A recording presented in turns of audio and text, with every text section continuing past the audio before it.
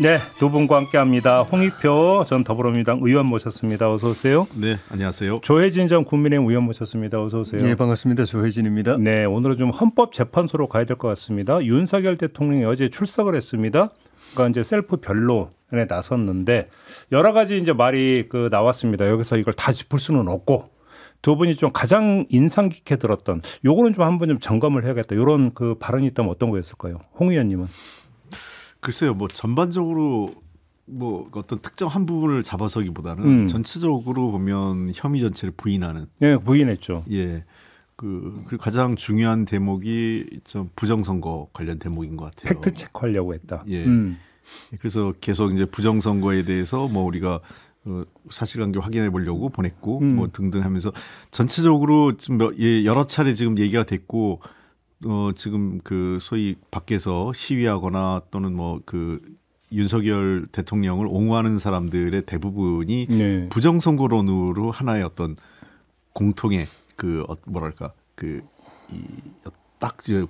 이 인식을 공유하고 있는 그렇죠. 거죠. 가장 핵심적인 가치가 부정선거론 이걸 가고 있는 것 같아요. 네. 근데 뭐 여러 얘기했지만 부정선거가 과연 비상계엄의 이유가 되느냐 어제 국회 소추인단도 얘기했지만 그 문제가 가장 뭐 크게 쟁점은 안 될 것 같은데 하여간 제일 좀 중요한 대목이었던 것 같습니다. 계엄 발동 요건에 해당이 되느냐. 예. 그래요. 우리 조혜진 의원님은? 기본적으로는 이제 모두 발언 때도 자기는 젊었을 때부터 평생 자유민주주의에 대한 신념으로 살아왔다는 그 이야기하고 철이 들고 난 다음에. 예. 그리고 이제 계엄 자체를 끝까지 진행하려고 하는 것보다는 그런 가치라는 측면에서 국가가 처한 상황에 대해서 경종을 울리기 위한 목적으로 수단적으로 했다. 그래서 뭐 일각에서 주장된 것처럼 국회의장이나 여야 대표 같은 이제 사람들 이제 체포한다든지 국회의원들을 체포해서 국회 기능 자체를 마비시키려는 생각은 없었고 그런 지시는 하지 않았다. 그런 이야기도 하고 또 비상입법 기구를 만들려고 했던 거 아니냐 국회 대체할. 그래서 그거는 자기가 메모는 자기가 준 게 아니고 김용인 장관이 최상목 대행한테 준 거다. 그는 김 장관도 그렇게 확인해 준 것 같은데 뭐 미세한 부분은 좀 더 대질신문이나 하든지 해서 이제 확인해 봐야 될 부분이 있고. 의원님께 좀 따로 여쭤보고 싶은 게 부정선거론 있잖아요. 예. 여권 내부 내지 보수 진영 안에서 예. 이거 정말 부정선거 있었던 거 아니야? 이렇게 생각하는 분들이 많아요. 별로 없었죠. 별로 없었죠. 별로 맞아요. 없었는데 네. 별로 없었는데 이제 그런 의구심을 갖게 하는 상황이 많이 생긴 거죠. 선관위가 감사원 감사를 이제 뭐 극력 반대하고 또 국정원 조사도 또 그 반대하다가 최소한으로만 열어주고 그런 것들이 의구심을 키운 측면이 있고 제 개인적으로는 사실 저는 부정선거 가능하지 않다고 생각하는 상황이었는데 조금 뭐지 하는 게 생각이 드는 게 우리 서울대 대학원에 유수한 교수 한 분이 계십니다. 통계 쪽으로 또 국제적으로 또 좀 나름 이름 있는 분이에요. 이분이 이만큼 자료를 들고 와가지고 그 시기에 저한테 자기는 뭐 선거에 참여하거나 뭐 선거를 알거나 한 건 아닌 입장인데 통계학적으로 볼 때 자기가 시뮬레이션을 해보니까 이런 결과가 나오는 거는 자연적으로 이런 결과가 나오는 거는 0.001%다 가능성이. 근데 정반대로 국민의힘 의원까지 지냈던 유경준 전 의원 통계 전문가시잖아요. 말도 안 된다라고 그러니까 그렇죠. 그렇잖아요. 저도 그 이야기도 들었는데 그러니까 좀 머리가 어지러운 거죠. 그런 사람이 멀쩡한 사람이 그런 이해관계 있는 사람도 아닌데 자기가 나름대로 이렇게 자기 학문적 지식을 가지고 이렇게 시뮬레이션 해보니까 결과가 이렇게 나오니까 그걸 또 제가 무식한 사람 이렇게 치부할 수도 없는 거 아니에요. 홍 의원님 어떻게 지켜보세요? 이 부정선거 음모론에 대해서? 지금 이제 선관위를 압수수색한 것도 최근 5년간 한 180여 차례인가 된다고 그래요. 지금. 그렇게 많았어요? 예. 그래서 뭐 선관위가 압수수색이 안 되는 게 아니고 그런데 우리나라 법원의 영장이라는 게 압수수색이 되게 구체적이잖아요. 그렇죠. 어떤 사안에 대해서 그러니까 전체 서버를 다 뒤지는 게 아니라 그 사안에 대해서만 뒤질 수 있는 그런 상황이기 때문에 근데 그 얘기인즉슨 어쨌든 선관위 전체를 보진 않았지만 의혹이 되는 것은 그때그때 계속 봐왔다. 이렇게 볼 수 있겠죠. 그리고 자꾸 지금 이제 이 두 가지 선관위에 대한 그 의혹이 두 가지로 제기됐던 것 같아요. 하나는 처음에는 이제 수개표해야 된다. 그런데 지금 선관위 과정을 보면 알겠지만 사실은 반수개표예요. 반은. 왜냐하면 반수개표란 얘기는 집계만 지금 기계로 하고 우리 검표위원들 들어가서 그 묶음을 이렇게 확인한단 말이에요. 그러니까 그렇기 때문에 그게 무슨 전체적으로 판을 뒤집을 만큼의 오차가 거의 없어요. 그리고 만약에 한 몇백 표 차이로 뒤졌다 그러면은 불을 켜고 검표위원들이 다시 봅니다. 보통 이제 그 소송 들어가고 아니고 소송 들어가기 전에 그 현장에서도 다시 한번 체크를 해요. 그래서 불을 켜게 해서 다시 한번 확인을 하고 그래도 뭐 그 좀 이 미심 적고 뭐 그 표 차이가 적었다. 이러면 가장 대표적인 게 그 20대 국회인가요?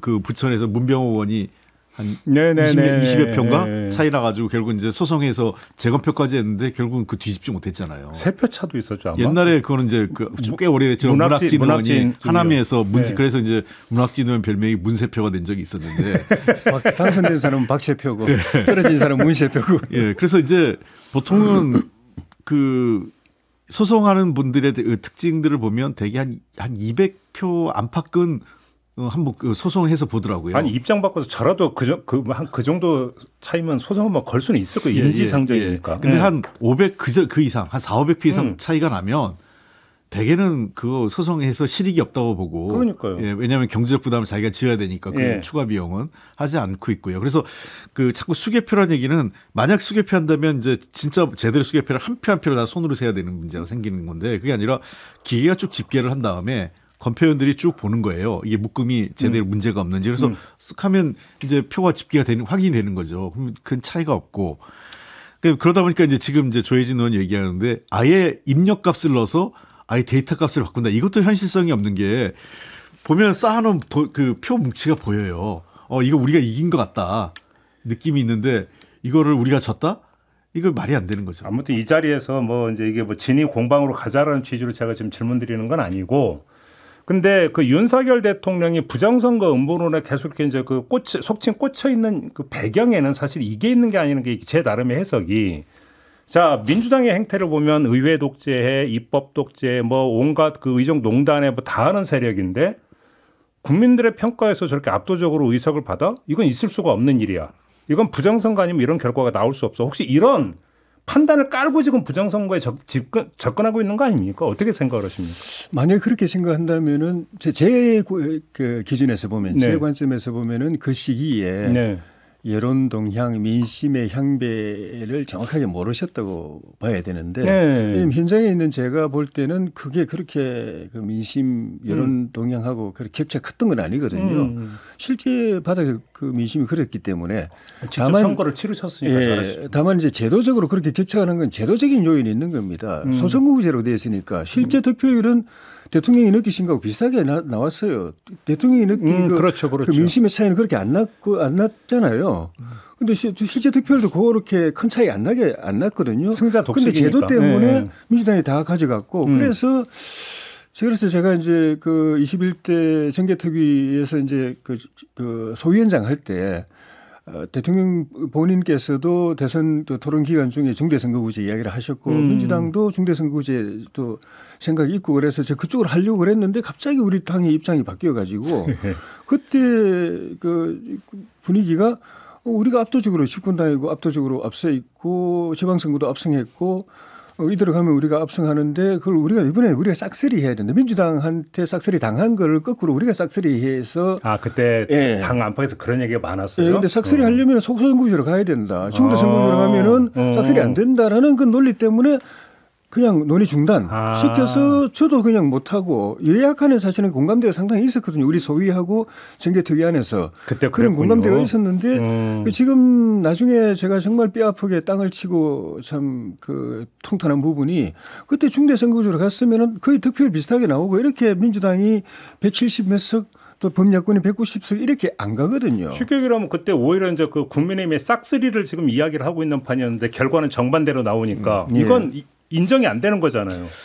근데 이제 윤석열 대통령 이렇게 거슬러 보면요. 이분이 이번 총선만 갖고 얘기한 건 아니에요. 주변의 얘기가 2012년 그 4월 총선 있지 않습니까? 네. 그때 이제 민주당이 그때 이제 선거에 졌죠. 예. 네. 원래 뭐 당초에 민주당이 일당될 수 있다 이러다가 졌는데 네. 그때 이제 그 저희도 되게 애를 먹었어요. 우리 그 당선된 국회의원들 그때 이제 그 19대 국회죠. 19대 국회의원들을 붙잡고 도리어 이제 우리 민주당 지지차 했던 분들이었어요. 그분들이 와가지고 이게 부정선거다. 야, 그때 그 주장이 있었죠. 예, 그때 뭐 K 값이 뭐니 해가지고 맞아요.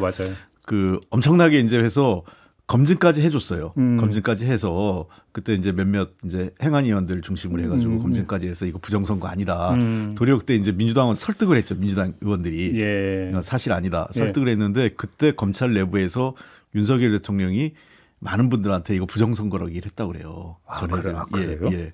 그리고 저 기억나시는지 모르겠지만 윤 대통령이 검찰총장 그만두고 나와서 이준석 대표가 얘기했죠. 자기를 만났는데 내가 아쉬운 건 검찰총장 때 선관위를 한번 때려잡았어야 되는데 못했다. 네, 그때 한번 그 수사를 했어야 되는데 못했다. 이런 취지의 발언을 했다고.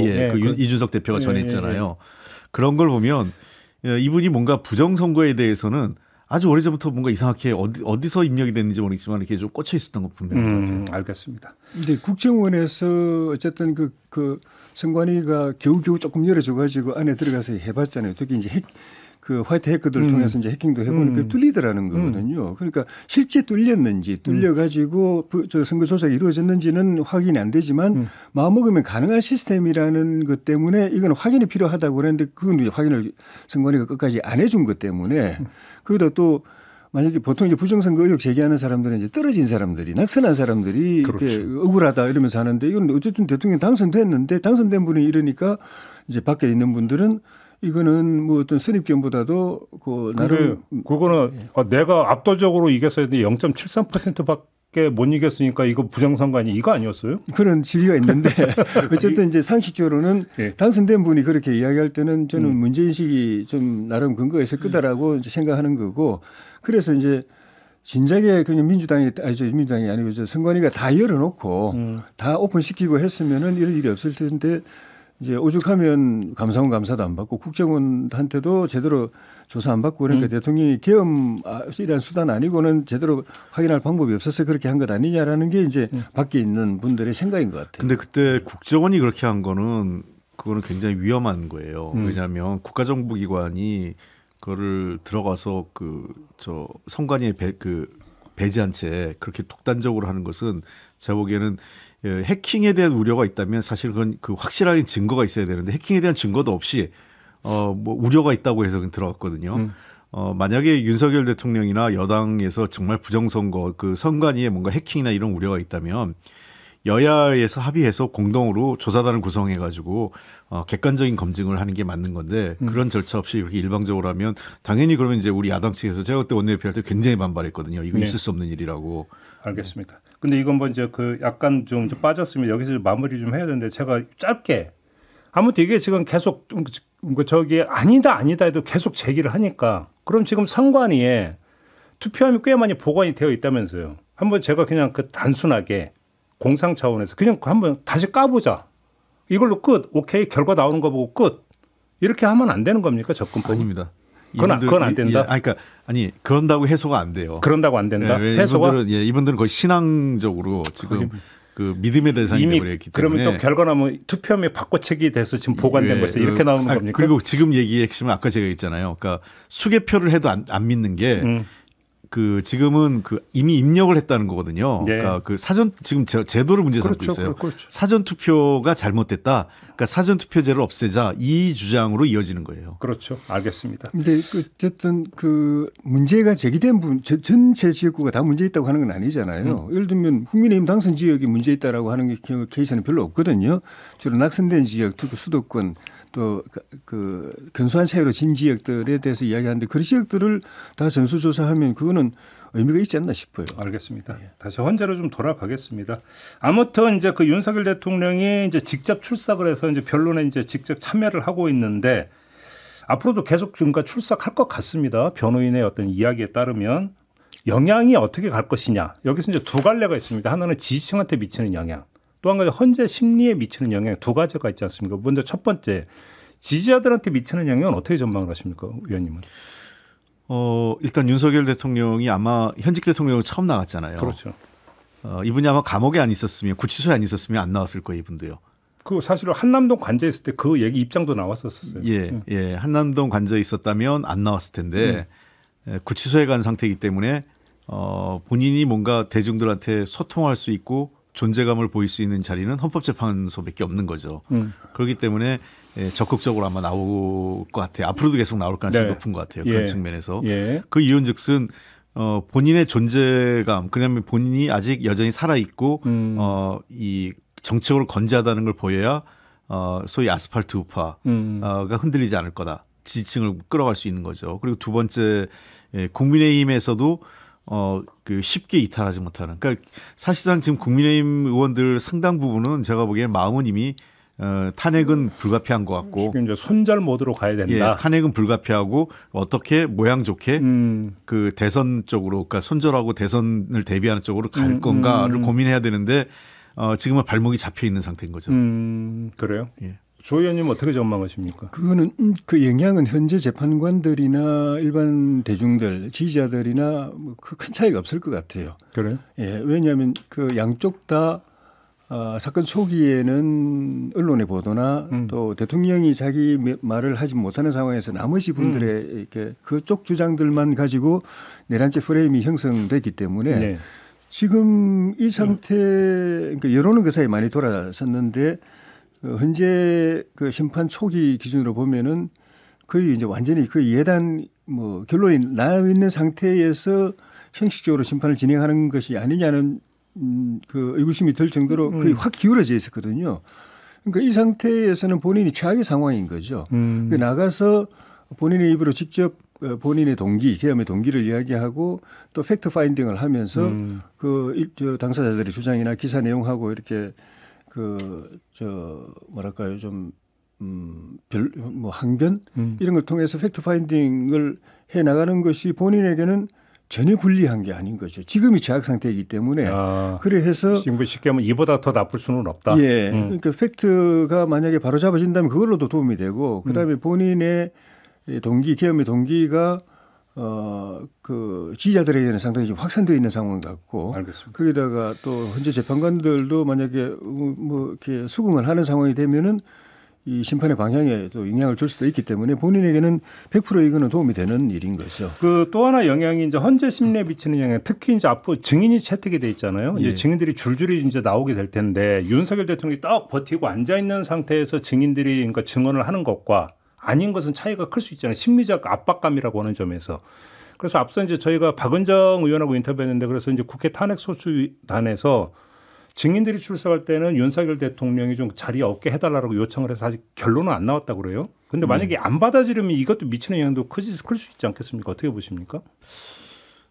그것은 여러 가지 변수가 있을 것 같아요. 일단 그래요? 이제 그 윤석열 대통령이 나옴으로 해서 헌재 심리에 영향을 주는 거는 첫 번째 것은 어쨌든 헌법재판관들도 부담을 좀 가질 것 같아요. 헌법재판관 부담을 가져서 첫 번째는 증인 채택, 그다음에 다소 길이 조금 더 늘어질 가능성이 있다. 예, 왜 그러냐면 윤석열 대통령이 말씀을 많이 하잖아요.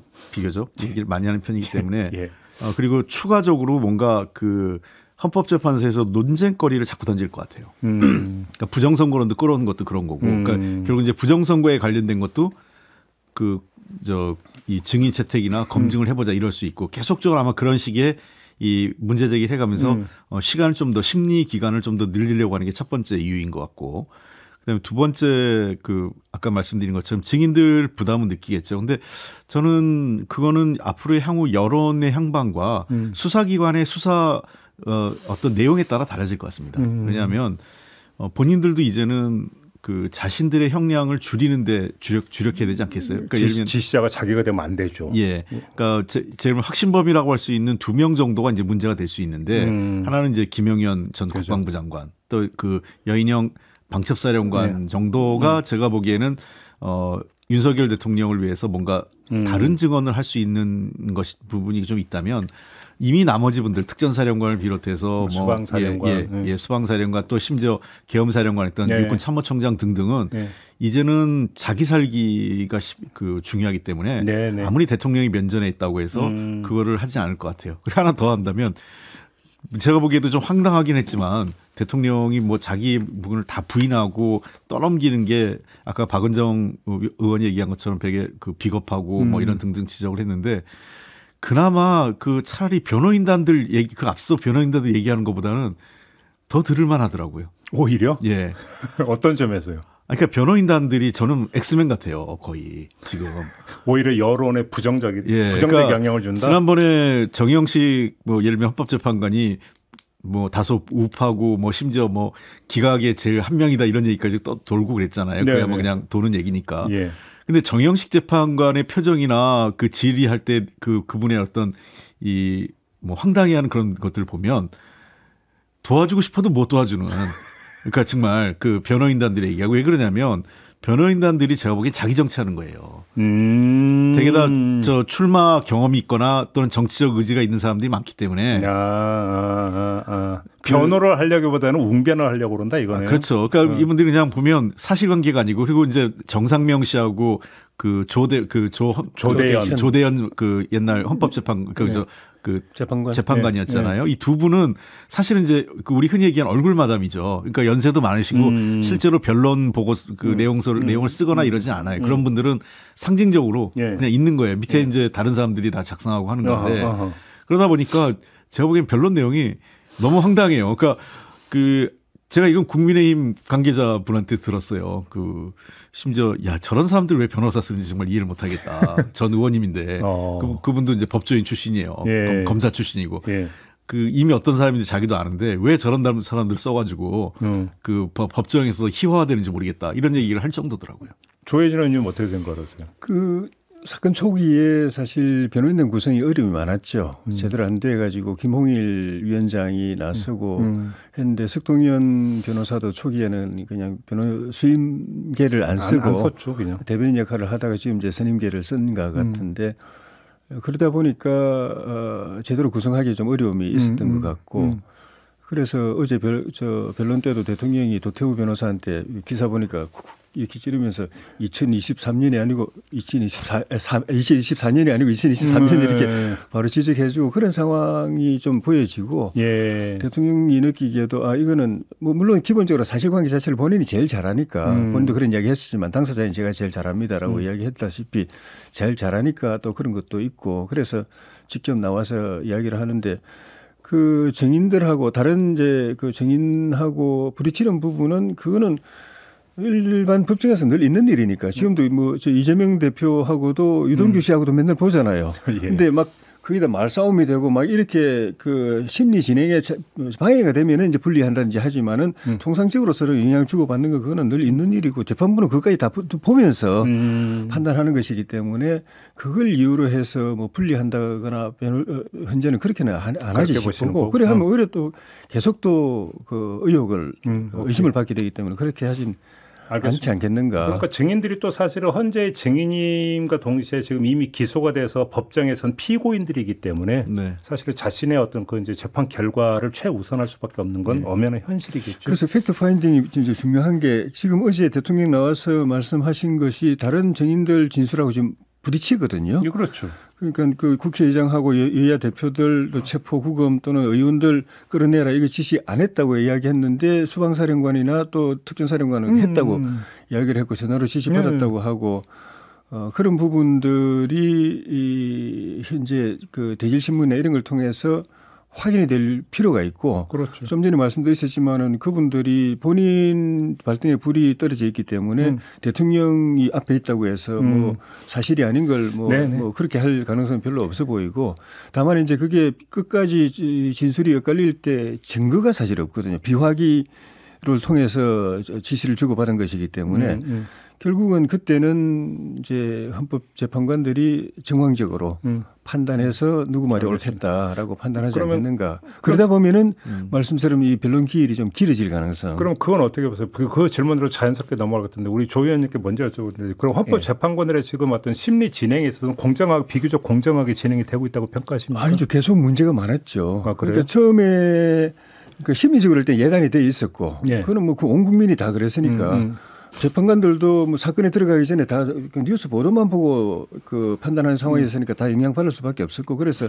거의 뭐 예단이 서 있었다고 보고 또 뭐 말씀드린 대로 우리 당 의원들도 상당 부분 이 정도면은 참 탄핵 피하기 어렵겠지 않겠는가 그런 생각을 했었는데 그런 그 관점에서 4월 18일 두 재판관 퇴임하기 전에 하려고 하는 것까지는 그래도 이해가 되는데 그 뒤에 계속 이렇게 심리 진행하는 걸 보면은 이재명 대표 항소심 결정나기 전에 2월 중에 빨리 이게 결정하려고 하는 건 아닌가 하는 의심이 들 정도로 굉장히 밀어붙이고 기일도 일방적으로 잡고 대통령이 공수처 수사 때문에 출석 못하는 대로 그냥 월커석 그 재판관이 진행해버리고 또 내란죄도 빼니 많이 이런 논란하고 그런 것들이 계속 그 의구심이나 불신을 또 불만을 불러일으켰기 때문에 좀 예산을 갖고 지금 진행하고 있다 이렇게 보시는 거네요. 거의 다 그렇게 생각하지 않나요? 뭐 좋은 의미든 나쁜 의미든. 그러면 거의 다인지 아닌지 우리 홍 의원님께 한번 여쭤보겠습니다. 아니요.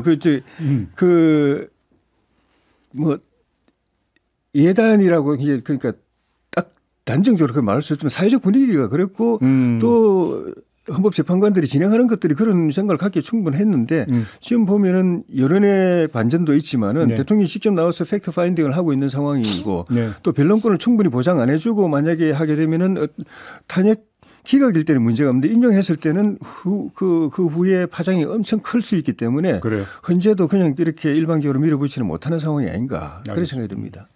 홍 의원님은 네, 그 뭐 이 헌법재판소의 이 여러 가지 이제 그동안 문제가 있었죠. 6명이 하다 보니까 그런 이제 이게 심리를 할 수 있느냐 마느냐 또 이게 결정을 할 수 있냐 없냐 하다가 이제 헌법재판관 구성 자체가 워낙 늦어졌고요. 그게 첫 번째 이유가 있고 그다음에 헌법재판소가 왜 속도를 낼까? 이게 많은 분들이 자꾸 이제 국민의힘 쪽에서는 자꾸 이재명 대표하고 연관을 시키는데 저는 그렇지 않다고 봐요. 왜 그럼 박근혜 대통령 때하고 비교해서 그렇게 속도가 빠르지도 않아요. 예, 첫째 빠르지도 않고. 그러니까 2월 예를 들면 중순에 한다고 해도 보면 한 2개월 정도 그 옛날 그 노무현 대통령 그 기각될 때 그 시점하고 비슷한 거고 뭐 한 2월 말 3월 초중순에 한다고 하면 그게 박근혜 대통령 비슷하게 비슷해지는 박근혜 거거든요. 대통령이 3월 10일이었으니까. 예. 그러면 박근혜 대통령이 한 93일인가 막 걸렸으니까요. 석 달이라고 보죠. 그렇기 때문에 제가 보기에는 최소한 2달에서 처음부터 2달에서 석 달 얘기가 많이 나왔어요. 근데 이제 두 가지 이유였는데 이게 좀 더 빨리 갈 가능성이 있다라고 얘기한 건 첫 번째는 사안이 너무 단순하다. 그러니까 박근혜 대통령 건 같은 경우에는 그 재해 유무죄, 그러니까 예를 들면 그 헌법의 위반이나 범죄 혐의에 그걸 떠나서 이것이 그럼 과연 대통령직을 중단시킬 만큼의 중대성이 있느냐에 대해서 따져볼 만한 내용들이 있었거든요. 근데 윤석열 대통령 같은 경우는 죄의 중대성은 논할 이유도 없을 정도로 중대한 거였죠. 비상계엄과 내란이었을 수 있기 때문에 그래서 이것은 사안도 단순하고 인정만 된다면 중대성도 포함된다. 이래서 빨리 갈 거다 이게 하나였고 두 번째는 뭐 지금도 좀 더 불안하긴 하지만 그 당시에 굉장히 더 불안했었어요. 뭐냐면 혹시라도 윤석열 대통령이 다시 이 비상계엄을 제2계엄을 할 수 있는 것 아니냐. 그리고 잔존 세력이 곳곳에 남아있는 것 아니냐. 이런 우려 때문에 신속히 하자라는 어떤 사회적 합의가 있었던 거예요. 그렇죠. 지금은 뭐 그때보다 많이 누그러뜨렸지만 그런 두 가지 이유 때문에 좀 신속히 가자. 이게 무슨 이재명 대표 구하기 뭐 이런 건 아니라고 생각해요. 저는 왜냐하면 이건 헌법재판소하고 하나는 그 이재명 대표 건은 형사재판이기 때문에 이거는 대법원 소관이에요. 헌법기관이 다릅니다. 그러니까 두 개가 서로 연계해서 한 기관이라면 뭐 어느 것 늦추고 어느 것 빨리 하고 이럴 수 있지만 그럴 상황도 아니고 그리고 또 이제 헌법재판관 구성에 그 윤석열 대통령이 임명한 분이 한 3분 계세요. 그러니까 소위 보수라고 할 수 있는 분들이 그런 분들이 이런 내용에 동의하기는 쉽지 않다. 그러면 제가 마지막으로 조혜진 의원께 질문을 이렇게 드려볼게요. 이재명 대표와의 어떤 그러니까 그 진행 속도 이전에 지금 너무 나라가 불안정하잖아요. 최고 권력자의 상황이 이렇게 되다 보니까 불투명하고 그랬던 거 불안정한 거잖아요. 이거는 정파를 넘어서 국가 차원에서 볼 때 하루라도 빨리 결론을 내리는 게 예. 국익에 도움이 되는 거 아닙니까? 그건 당연히 맞는 말씀이고요. 그런데 이제 기본 전제는 그 판단이 정확해야 된다는 것이고, 물론이죠. 예. 그러려면 심리가 충실하게 진행되고 또 반론권이 충분히 보장이 돼야 되고 그 결론으로서 모두가 공감할 수 있는 결론이 나온다면은 최대한 빠를수록 좋은 것인데 네. 그 점에서 헌재가 신뢰를 얻지 못하고 있는 부분이 진짜로 헌재가 국정을 빨리 안정시키기 위해서 심리를 당긴다는 게 그 진심이라면은 그 이전에 이미 그 민주당에서 엄청나게 많은 국무위원들을 갖다가 국무위원회 정부위원들을 탄핵시켜 가지고 국정이 거의 마비될 정도로 행정부 마비될 정도로 돼 있었는데 그거 다 놔뒀거든요. 진짜 그런 걱정을 하는 분들이었다면은 빨리빨리 진행했어야 되는데 제일 오래된 우리 이진숙 이분 그 방통위원장도 이제서 이제 선고한다는 거 아닙니까? 내일은 되죠. 내일. 사실은 뭐 일주일 열흘이면 그 대통령 사건이 이렇게 간단하다고 한다면은 이렇게 간단하다고 2달 만에 할 수 있다는 거 한다면 이준석 방통위원장은 뭐 일주일 열흘이면 할 수 있는 건데 몇 달을 지금 끌었잖아요. 그러니까 그 진심이 진정성이 안 보이는 거예요. 그거에 대해서는 왜 대통령만 이렇게 하느냐는 거죠. 그러니까. 문영배 그 소장 대행이 그 입장 밝힌 게 있었죠. 네. 본인도 미안하다고 그런 거잖아요. 네. 미안한 거죠, 사실은. 근데 이제 그런 것도 있지만 통상 이제 헌법재판소가 그렇게 지금처럼 타이트하게 잡진 않아요. 근데 이례적으로 잡은 건 맞지만 그 이례적인 건 당연하죠. 대통령의 탄핵과 일반 국무위원 탄핵은 다르기 때문에 대통령의 공백하고 한 개별 장관의 공백은 국가적인 무게가 다른 거죠. 그래서 헌법재판관도 서둘러야 된다라는 공감대가 있었던 거고 저는 일단 그래서 헌법재판소에서 심리 기간을 그 일정을 잡아놨잖아요.